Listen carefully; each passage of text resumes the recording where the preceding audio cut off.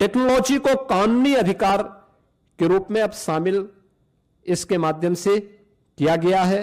Biometric उपस्थिति, geo tagging, satellite imagery, real time mobile app monitoring और EI से निगरानी और सीधे डिजिटल भुगतान। यानी अब हाजिरी भरने की औपचारिकताएं नहीं होंगी।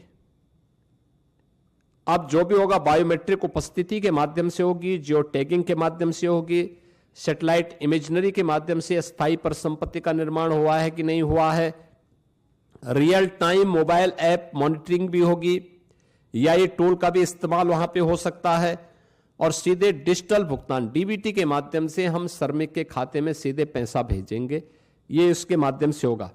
फर्जी नामों पर पैसा उठाने का खेल अब हमेशा के लिए बंद। आपने देखा होगा इससे पहले समाजवादी पार्टी के समय में सोनभद्र में मनरेगा का भयंकर घोटाला हुआ था। CBI की इंक्वायरी उस समय उसकी चल रही है। यह भी उनके समय में लगातार होता रहा है। 6 माह में अनिवार्य सोशल ऑडिट, डिजिटल और समयबद्ध बहुस्तरीय शिकायत निवारण, जिला लोकपाल की व्यवस्था और केक के मानकों के अनुरूप ऑडिट की व्यवस्था भी इसके माध्यम से रहेगी। दूसरा, वित्तीय अनुशासन के साथ साथ यह संघीय संतुलन को बनाए रखने में भी एक बेहतर योगदान ये नया अधिनियम हमें देने जा रहा है, जिसमें केंद्र राज्य की साझेदारी 60-40 की हो गई। स्पष्ट वार्षिक बजट, लेकिन काम मांग आधारित ही रहेगा।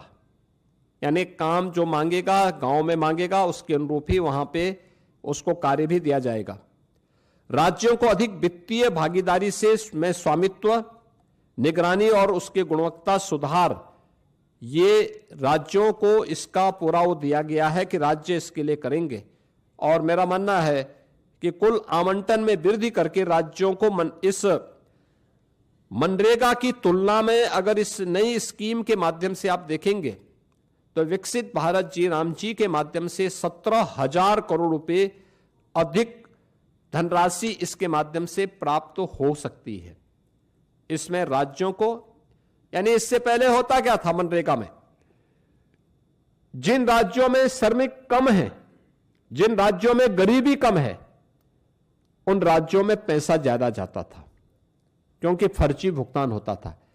लेकिन अब जिन राज्यों में लेबर क्लास ज्यादा है, जिन राज्यों में उन लोगों को, श्रमिकों को रोजगार की गारंटी मिलनी चाहिए, उन राज्यों को इसके माध्यम से ज्यादा कार्य मिलेगा, श्रमिकों का अधिकार बढ़ेगा, भुगतान उनका सुरक्षित होगा, किसान को समय पर भी श्रम उपलब्ध होने लगेगा।